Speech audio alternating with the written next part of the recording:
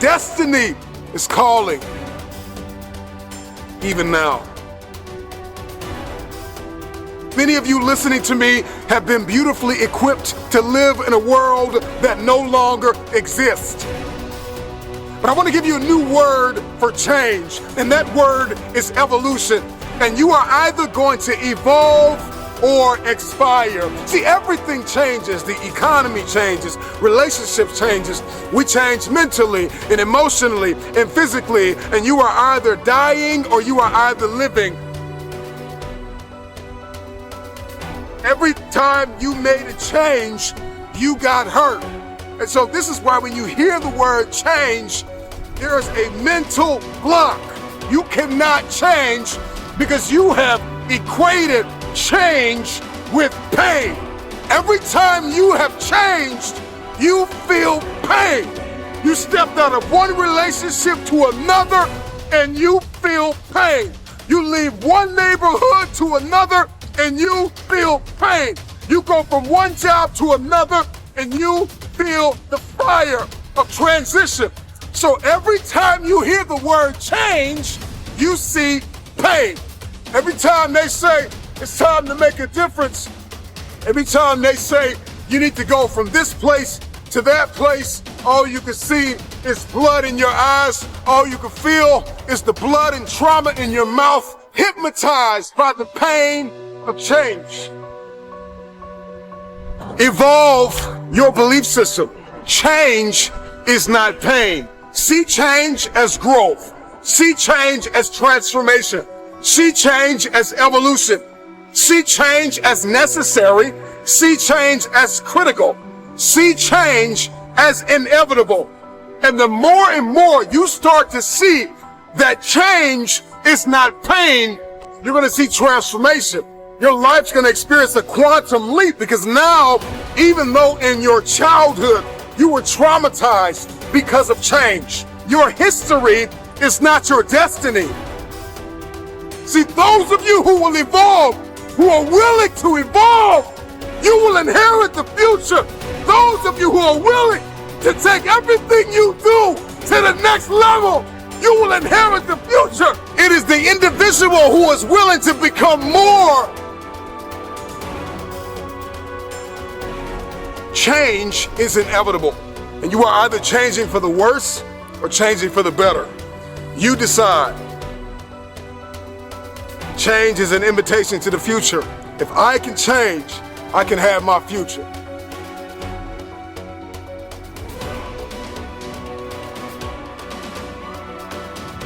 Another reason why people hate change is because not only do they see change as pain, but all they see change is as failure. And it's because every time you've made a change, you have failed. And you have to start identifying change with a new layer of belief. People tell me all the time, it's hard to get wealthy. It's hard to grind. It's hard to be focused. How do you even do these speeches? It's hard to stay motivated. It's hard to stay broke. It's hard to stay depressed. It's hard to stay governed by anxiety. It's hard to be inconsistent. It's hard not to have daily disciplines. It's hard not to believe in yourself. It's hard to be broke. It's hard to be poor. It's hard. It's all hard. So choose your heart. You either gonna work for it, you're gonna sit there and let life knock you down and dare you to get back up. So I see the privilege. I see the moment.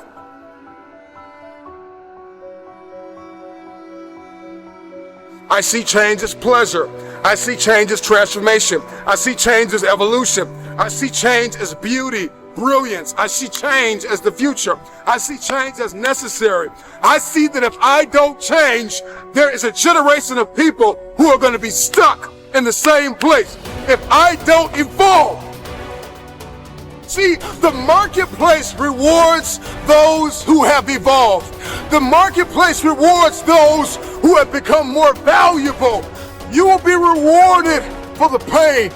Cry in secret, plead in secret, but in public you'll be rewarded.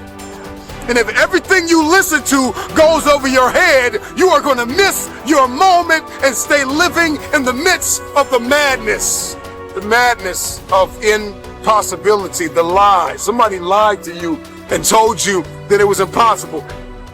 Every time somebody told me I could not do something, I had a decision that I had to make in order to achieve what they said was impossible. The power is wrapped in the truth and in the power of their perspective. It's wrapped in your capacity, your ability to believe in a dream, even if nobody believes in you.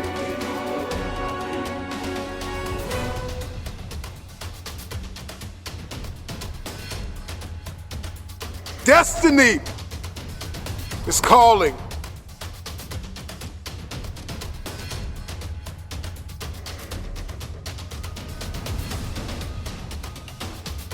Your perspective can either become your prison or your passport. It can either arrest you or release you. In 1903, it was the Wright brothers that defied the laws of gravity. And if you know anything about gravity, gravity will pull you down and keep you down.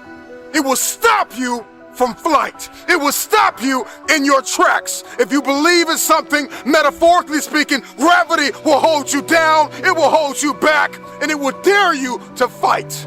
Your perspective can either be your prison or your plane.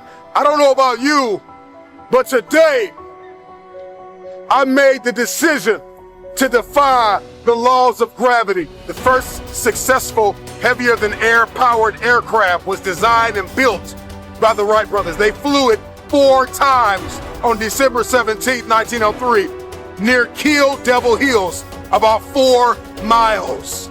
I believe possibility is destiny, and it is fear that keeps us arrested and apprehended by the spirit of impossibility. I'm gonna tell you this right now, and nobody else is gonna tell you this.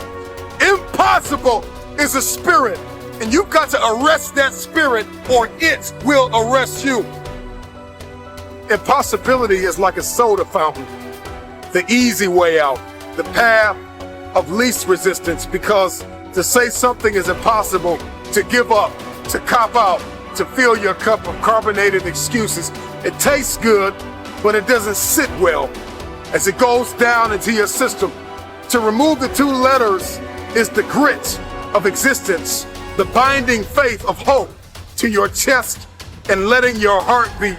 You gotta rewrite the code, you gotta rewrite the script. Calling all reformers, I'm calling all innovators, I'm calling all game changers, I'm calling all world shakers, I'm calling all city shifters, I'm calling everybody that has an inkling of faith in themselves. I'm calling everybody. You will inherit the future.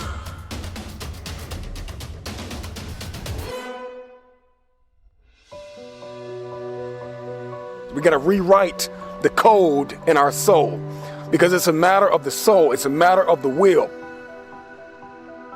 People that have a will to win are the ones who win. These are the people that see the future. These are the people that see not where the hockey puck is, but they see where the hockey puck is going. And that's the type of person that we all need to evolve to become. I learned years ago that the difference between people that get things done and people that do not is sheer willpower. Out of all the motivational speeches you have heard, how much of it have you retained and applied to your life? Because understanding the power and the difference between what is impossible and what is possible, it all comes back to your perspective and your capacity. If your why is big enough, then your will be powerful enough to persevere through the how. You're not looking for resources when you have a will. You become resourceful. And that's the difference between people that see this thing as possible and people that do not. It comes down to one thing, and that is your will. So you don't want it bad enough. You don't want it bad enough. That's why you can't get it done. And so the how intimidates you. And the what boxes you in. We're more concerned about collaboration than character. I think we need to come back to a place where we're examining ourselves as an individual before a people. We make the people better when we deal with the person. You got to deal with the person. You got to deal with you. It's always going to be impossible to you. if you don't see the power of your will and the power of your why.